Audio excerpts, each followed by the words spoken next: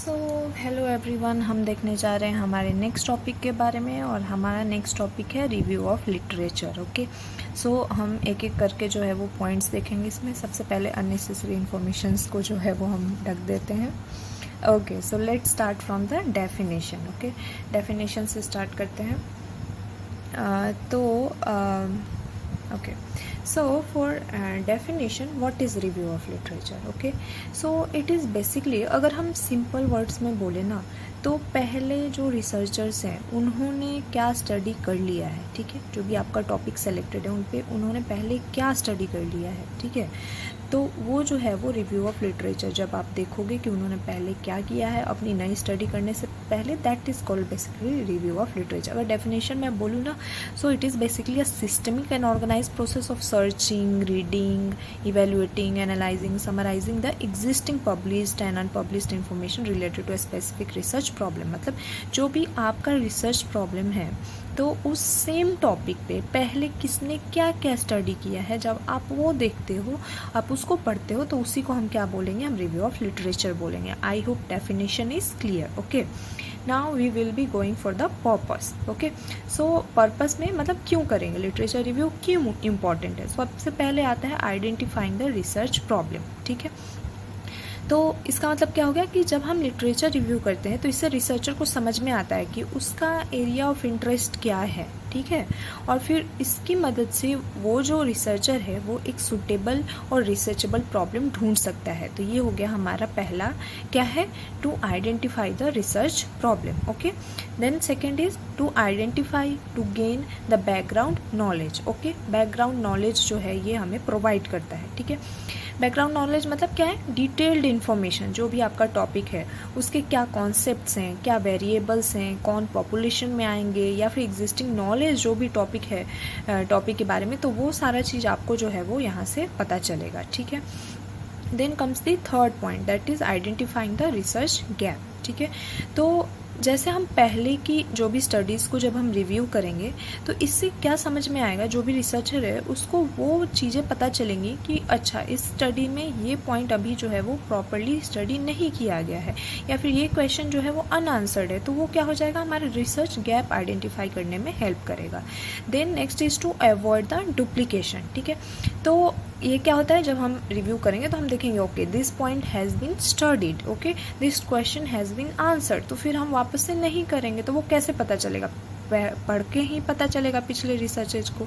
तो वही हो गया, it will avoid duplication. Okay, next is to develop the next is select appropriate methodology. Okay, तो ये क्या करते हैं, अप्रोप्रिएट मेथडोलॉजी जो है वो सिलेक्ट करने में हेल्प करते हैं। लाइक जब हम प्रीवियस रिसर्च देखेंगे तो वहाँ से हम सुटेबल डिज़ाइन देखेंगे, सैम्पल देखेंगे, सैम्पलिंग देखेंगे, सेटिंग देखेंगे, ठीक है, जो भी डेटा कलेक्शन का मेथड उन्होंने यूज़ किया वो सारा देखेंगे। तो उसके अकॉर्डिंगली हम जो है वो अपनी स्टडी में क्या यूज़ करेंगे वो जो हम वहाँ से देख सकते हैं। तो वो हो गया अप्रोप्रिएट मेथडोलॉजी सेलेक्ट करने में हेल्प करते हैं। Then is select and develop the research tool, ठीक है।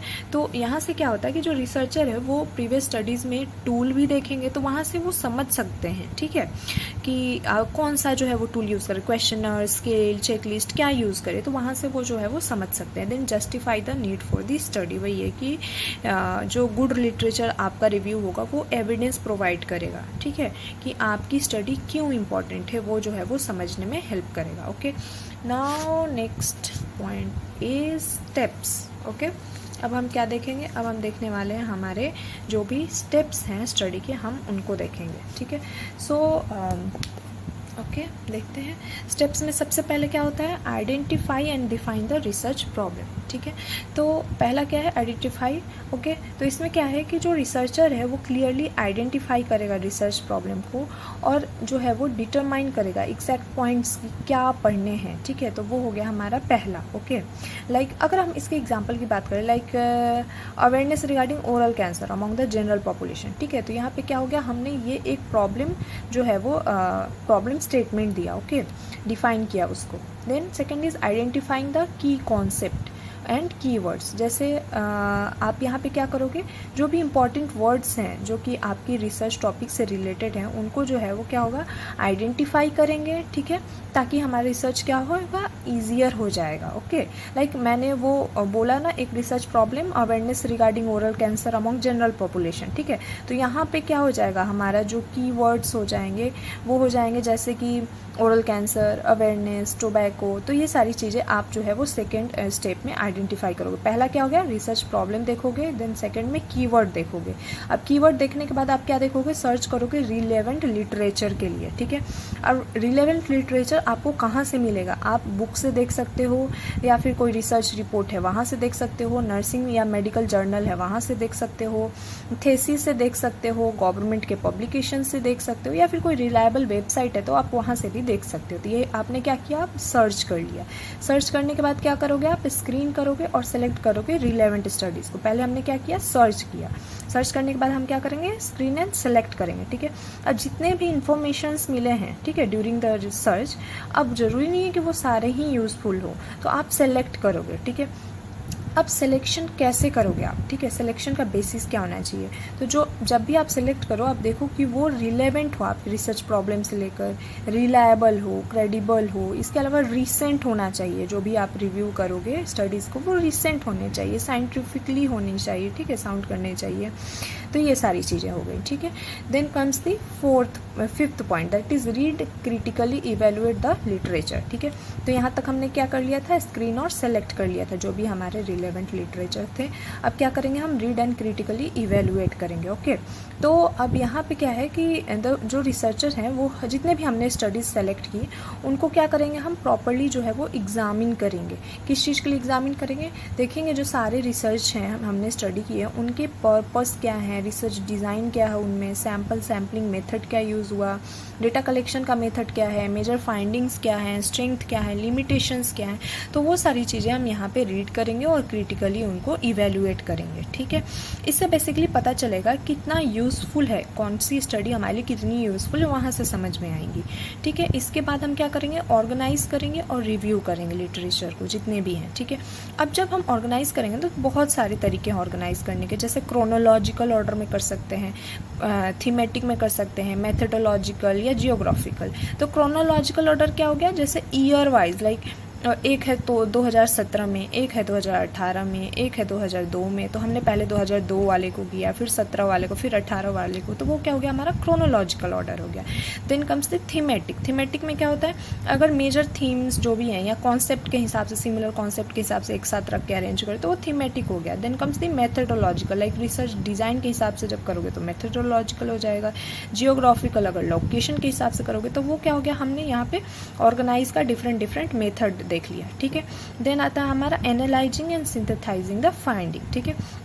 तो यहाँ पे क्या करोगे कि आप जो भी फाइंडिंग्स आई हैं आपके पास ना, उनको क्या करोगे, कंपेयर करोगे अलग अलग स्टडीज़ से, ठीक है। एंड आइडेंटिफाई करोगे कि आपकी स्टडीज़ में उनकी स्टडीज़ में क्या सिमिलैरिटीज़ है, क्या डिफरेंसेस है, क्या ट्रेंड्स आ रहे हैं, ये सारी चीज़ें। ओके, देन हम क्या करेंगे, identifying the research gap. Okay, अब हम यहाँ पे डिटरमाइन करेंगे कि व्हाट इज़ स्टिल अननोन, ठीक है, क्या अभी भी नहीं समझ में आ रहा है, क्या अभी भी नहीं पता है, किसको और ज़्यादा स्टडी करना चाहिए, ठीक है। तो ये सारा चीज़ हो गया। Okay, then comes the relate the literature to the proposed study. Okay, अब क्या हो गया कि रिसर्चर एक्सप्लेन करेंगे कि कैसे जो भी हमने रिव्यू किया, जो भी लिटरेचर है वो हमारे प्रेजेंट स्टडी को कैसे रिलेट करेंगे, ठीक है, प्रेजेंट स्टडी से कैसे रिलेट करेंगे, कैसे सपोर्ट करेंगे। तो वो हो गया हमारा relating to the propose study. And then write and document the review. Okay, अब फाइनली क्या होगा, जो रिसर्चर होगा वो प्रेजेंट करेगा, ठीक है, जो भी रिव्यूड लिटरेचर है उसको एक लॉजिकल और प्रॉपर ऑर्गेनाइज्ड मैनर में,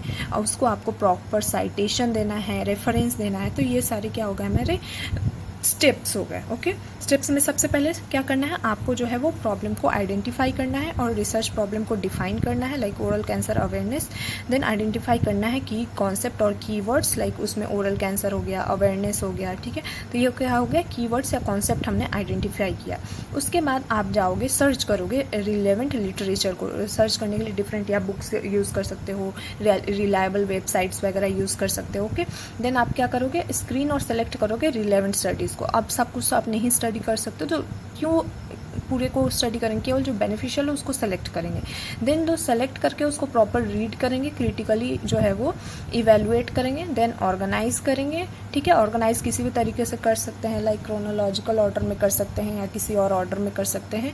देन जो है वो एनालाइज एंड सिंथेसाइज करेंगे, आइडेंटिफाई करेंगे कितना रिसर्च गैप आ रहा है, कौन सा पार्ट अभी पढ़ना है, फिर रिलेट करेंगे लिटरेचर को प्रपोज स्टडी से और राइट और डॉक्यूमेंट करेंगे जो भी हमारा final.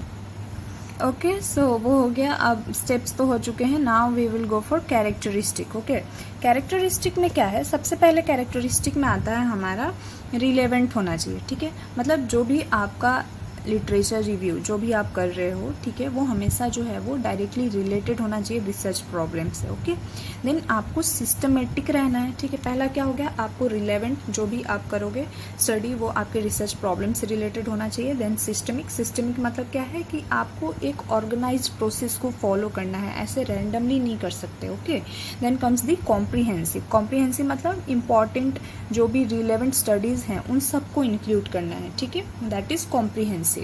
Next is concurrent. What is concurrent मतलब आपको रिसेंट और अपडेटेड जो एविडेंस है उनको जो है वो कंसीडर करना है। ठीक है, जो भी नए स्टडीज़ हैं उनको ज़्यादातर लेना है। Then comes the reliable means जो भी इंफॉर्मेशन होना चाहिए वो जो है एक क्रेडिबल सोर्स से लेना है, कहीं से भी इंफॉर्मेशन नहीं लेना है। देन वेल ऑर्गेनाइज्ड होना चाहिए। ठीक है, जो भी इंफॉर्मेशन है लॉजिकल सीक्वेंस में उनको अरेंज करना है। इसके बाद जो है वो ऑब्जेक्टिव दैट इज़ बायसनेस से फ्री होना चाहिए आपका study. And then gap oriented होना चाहिए, मतलब कि क्लियरली जो है वो आइडेंटिफाई करना चाहिए जो भी एरियाज जिनमें फर्दर जो है वो गैप है या फिर फर्दर स्टडी की ज़रूरत है, तो वो जो है वो क्लियरली जो है वो डिफाइन कर सके, वैसा होना चाहिए। ठीक है, तो ये all these are the characteristic that is relevant, systemic, comprehensive, concurrent, reliable, well organised, objective and then gap oriented. Okay, so अब हम देखने जा रहे हैं कि हमारी सोर्सेज क्या क्या होंगे। Okay, what are the sources of literature review. Okay, अब सोर्सेज जो है वो हमारे प्राइमरी हो सकते हैं या सेकेंडरी या टर्सरी हो सकते हैं। ठीक है, तो प्राइमरी सोर्सेज क्या होंगे, जब हम ओरिजिनल इन्फॉर्मेशन को कलेक्ट करेंगे, ठीक है, तो उसको क्या बोलेंगे हम, प्राइमरी सोर्स जो होंगे वो क्या होंगे, ओरिजिनल इन्फॉर्मेशन देंगे। Okay, that is called the primary source. ठीक है, जैसे कि original research article, research report, thesis, dissertation या फिर clinical trial report, conference papers, तो ये सारे कैसे हैं, प्राइमरी सोर्सेज हैं। Okay, then comes the secondary sources. Secondary sources क्या होते हैं, जो प्राइमरी सोर्सेज हैं जब उनके analysis, interpretation, summary of information को प्रोवाइड करना होता है तो वहाँ पे हम सेकेंडरी सोर्सेज का यूज़ करते हैं, जैसे कि रिव्यूड आर्टिकल्स हो गए, सिस्टमेटिक रिव्यूज़ हो गए, मेटा एनालिसिस हो गए, टेक्स्ट बुक्स हो गए, रिव्यू पेपर्स हो गए, all this comes under secondary sources. Okay, ये बहुत ही यूज़फुल होते हैं अंडरस्टैंड करने में किसी टॉपिक को, और इनमें टाइम जो है वो भी कम लगता है। ठीक है, then comes the tertiary sources. तो टर्सरी सोर्सेज क्या होते हैं, ये जो भी प्राइमरी या सेकेंडरी सोर्सेज से इंफॉर्मेशन आते हैं उनको क्या करते हैं, ये समराइज कर सकते हैं या फिर कंपाइल जो है वो कर देते हैं, जैसे कि इंसाइक्लोपीडियाज हो गए, dictionaries, bibliography, indexes and handbooks. तो ये सारे कहाँ आते हैं, ये सारे हमारे जो होते हैं वो टर्सरी सोर्सेज में आते हैं। तो ओवरऑल अगर हम बोले तो जो रिव्यू ऑफ लिटरेचर है ना, ये एक बहुत ही इम्पॉर्टेंट पार्ट होता है नर्सिंग रिसर्च का, क्योंकि इससे क्या होता है, हमें जो भी नॉलेज है, बैकग्राउंड नॉलेज है वो मिलता है। इसके अलावा जो हमारे स्टडीज़ में गैप है वो हमें पता चलता है कि कौन सी गैप्स हैं, ठीक है, हमारे टॉपिक में जो हमें पढ़ाई करनी चाहिए, जिस पे हमें आगे रिसर्च करना चाहिए।